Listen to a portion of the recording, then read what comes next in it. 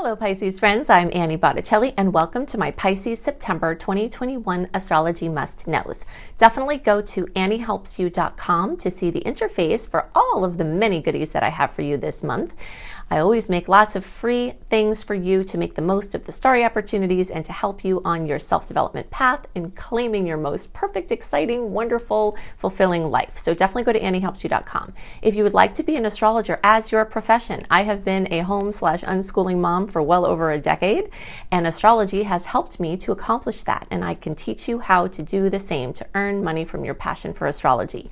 You can see more details and my major comprehensive course at lumelife.com, L-U-M-E life.com. I also have several free courses at that site that you can check out. Okay, so what are these Pisces must-knows? The first major change in some things we've been talking about is that the open stars that I've been so excited about, that I've been talking about for the past few months, that started around July 7th, that go through around September 7th, we're having a shift this month. So open stars meant that and mean that through the first week of September. It's great for important actions, clarity about contracts, anything having to do with big decisions, moves, agreements, things like that, launches. But now, after the first week of September, we start to shift back into Mercury retrograde. Mercury retrograde is a time that brings us more internal and more retrospective. So things from the past start coming up to be redone or focused on again, rather than trying to make plans for the future. New projects that you've been excited about sometimes have to be tabled in favor of finishing up your old projects, trying to meet new people or make new plans or do new things.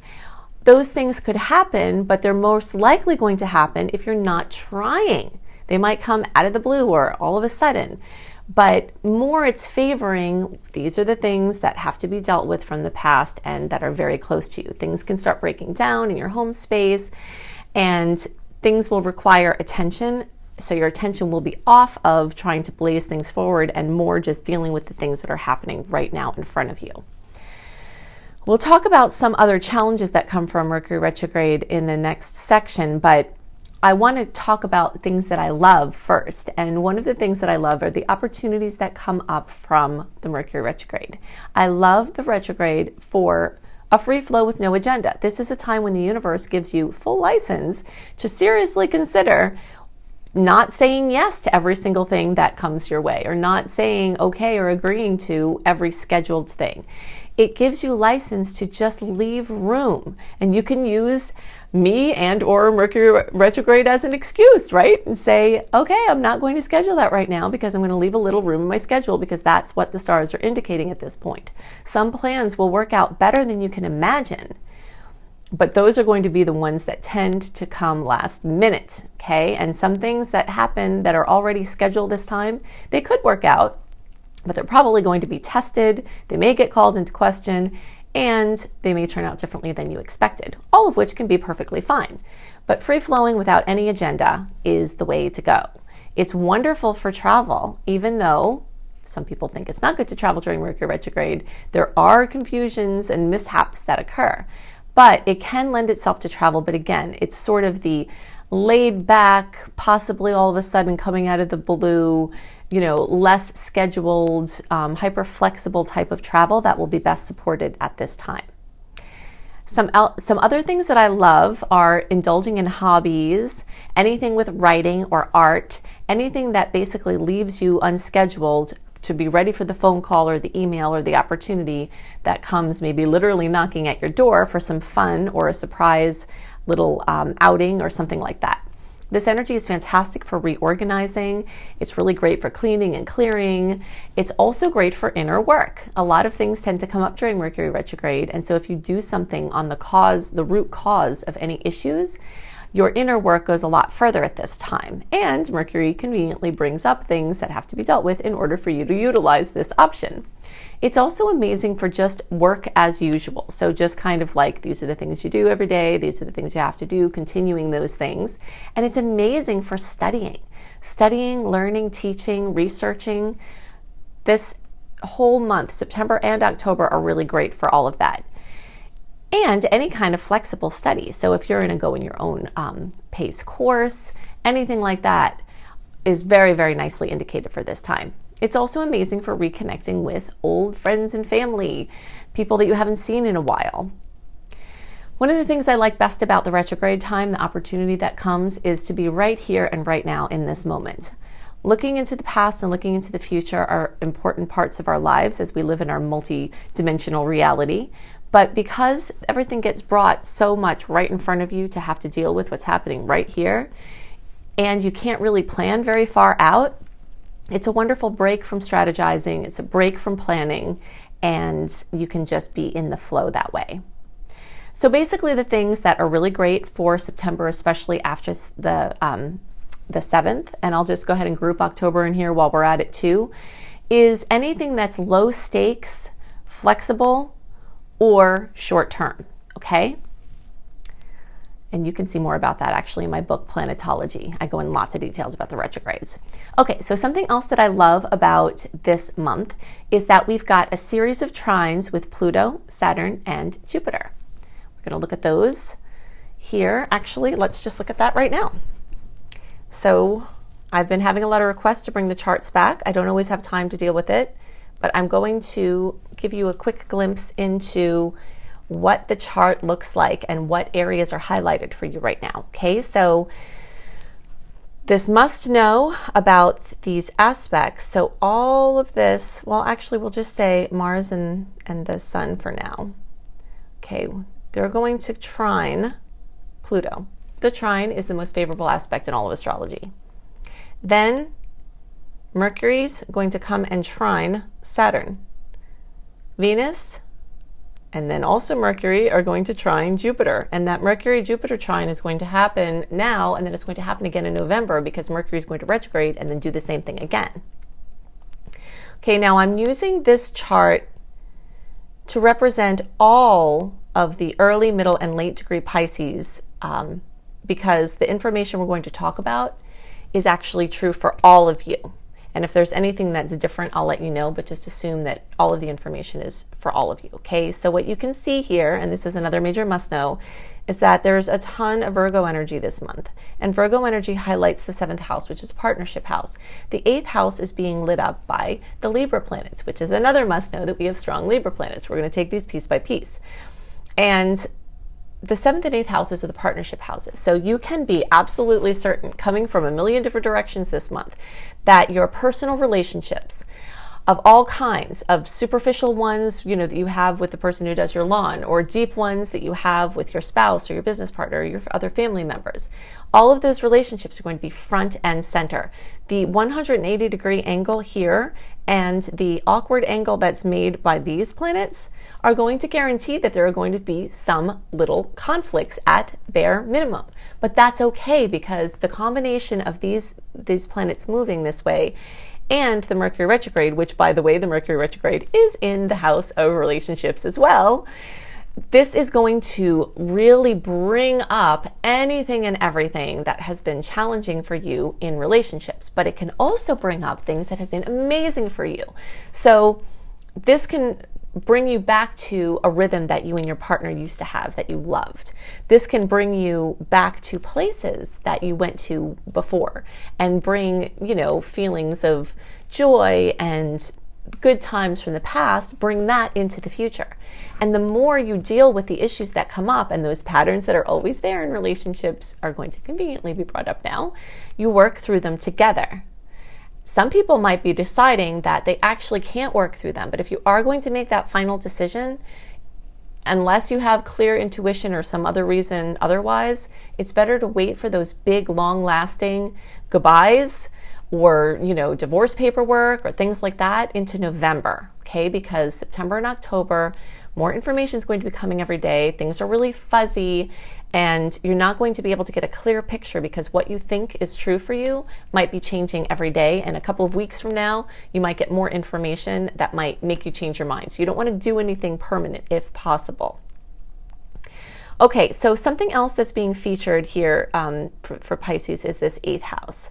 And the 8th house has to do with, as I said, it is a relationship house, but it's also the relationship with resources. So this is inheritances, sweepstakes, lotto, government help, spousal money, family money, money from corporations, angel loans, your bank, your mortgage, taxes, anything like that. So you can also be sure that these energies are going to come up. Now, while I said that there are going to be some conflicts because of the nature of the angles for your placement, there are also going to be potentials for major breakthroughs, major blessings, major things to come through that you've worked on for a while, or things to come out of the blue that you weren't even trying. And that's because of these trines with these heavy hitter planets. So it's like the planets are moving through and cleaning up shop. So they're taking stock of everything. They're saying, like inspectors, they're coming through with their white gloves. Like, okay, here, this looks good. Okay, let's enhance this and roll with this. This doesn't look good. This is a problem. Let's do something about this. And so major blessings, major activity, and some things behind the scenes are also going to come up because this 12th house is very much this energy behind the scenes. Okay? And so you might have someone working to your benefit, behind the scenes. You might have somebody working to your detriment behind the scenes. If you get an intuition about something that someone's doing something secretly, you're probably right. This is also your house of intuition, okay? So as these beautiful aspects come, as the conflictive aspects come, your balance in your mind is going to be tested, and your willingness to step forward into more trust of your intuition is going to be tested. And you'll have chances to have spiritual breakthroughs that are really, really, really long-standing. Okay, like maybe this will be the time where you finally say, I'm going to trust my intuition about the people who I let in my life. I'm going to trust my intuition about the people who are currently in my life. Okay, so this is, this 12th house is being very strongly aspected here. The 11th house, and like I said, even though we're using, one chart for this, this is true for all early, middle, and late degree placements, because all of the things we're talking about are enhancing the sectors for all of you, okay? Now, the 11th house is being aspected having to do with this, so this might mean that you might need some help from outside of your close relationships to get support, to get help. You might need somebody else's point of view. You might need fresh insights. You might need fresh ideas or techniques. And it also means that networking is very, very key. The conflictive aspects with Pluto can bring power struggles or people not using their power in the right way. But the sweet aspects with Pluto might mean that you hold your ground on something and you step into a space of more empowerment.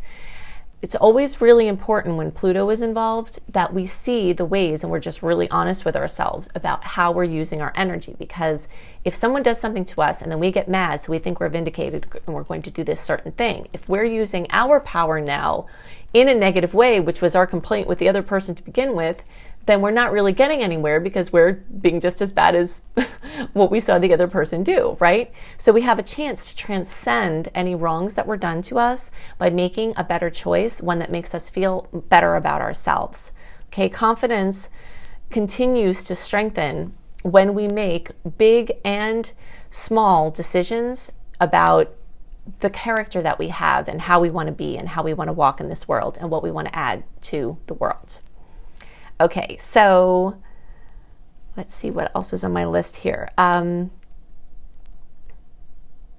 Okay, so then I wanted to talk about the things to look out for. So I call these the superhero opportunities. I like to start out with the sweet things, and then we'll talk about the things we're going to have to work with. I've already worked some of the challenges in because they were innate in the aspects that we're looking at. But another piece here is that we have many more salty aspects than sweet ones this month. A lot more. Okay, so it's really, really going to show up. But this doesn't have to be anything to fear. This doesn't have to be anything to really worry about. You just have to know that the things that are coming up for a reason, and they're not random. And maybe you have a pattern of dealing with stress, and the pattern has to be addressed, not the actual thing. Maybe there is a weakness or something with how you go about doing things that has to be addressed. And because of the retrograde, it's helping you to take a deeper look at what's going on. And as we talked about before, Mercury retrograde is happening in your house of partnerships. And that's true for all of you. All early, middle, and late degree Pisces placements are having this sort of deep dive into your relationship space. So if you're looking for help with something, I also mentioned you could look out, for guidance from somebody else to bring in new insights, but you can also look to the past and things that have worked before. People that have helped you before, maybe a counselor that's helped you before, maybe you need help with something and there's somebody that you met in the past and they do those things. Looking back through old business cards and things like that can be very helpful and can help you to make the most of the salty transits, because you can make them purposeful. You can make there be meaning from them and something happen that's positive from them. Okay, so we talked about some of the Mercury retrograde challenges in that things are going to be tested that seem sure. Your job is to take in information and be the spider. Remember, I always talk about this at eclipse time and at retrograde time. Now, we're nicely dancing in between the heat of the eclipses. That's a positive point about this month. Once it's October, we're actually in eclipse season again, okay? So savor the moments in September here. But Mercury retrograde has a similar energy where if you're the spider that's already woven your web, you wait for the food to come to you. You wait for the information to come to you. And if you hold that understanding throughout most of September and October, it will stop you from leaving your web. Then you miss the food that came in and could get yourself, in trouble away from your safe spot. Okay, so those are some really great ways to use these energies. Now remember, if you'd like to have a detailed write-up of all of the aspects of the month, what you can expect from them, the sweet ones, the salty ones, delivered into your inbox 1 month early, you can go to anniehelpsyou.com, sign up for my free email newsletter, and you will get all of that delivered. Okay, so I've given you lots of information about the energies at work and play this month to help you make the most of the potentials. If you'd like even more information, go to anniehelpsyou.com. That is the interface for all of the free goodies that I make for you each month. Also, if you would like to be an astrologer as your profession, if you're a homeschooling parent, if you want to stay working from home, if you want to make your own hours and earn money from your love for astrology, I can help you do that. Check out my Becoming a Professional Astrologer Mastery course at lumelife.com, L-U-M-E, life.com. This course is great for you even if you don't want to do this work as your profession. If you just want to help yourself, your own self-development, help your family and friends, you can learn everything you need to know in that course at lumelife.com. Also, I have lots of free courses at that site, so you can check out all of more free goodies there. I hope you have a wonderful month, and I'll see you next month. Bye.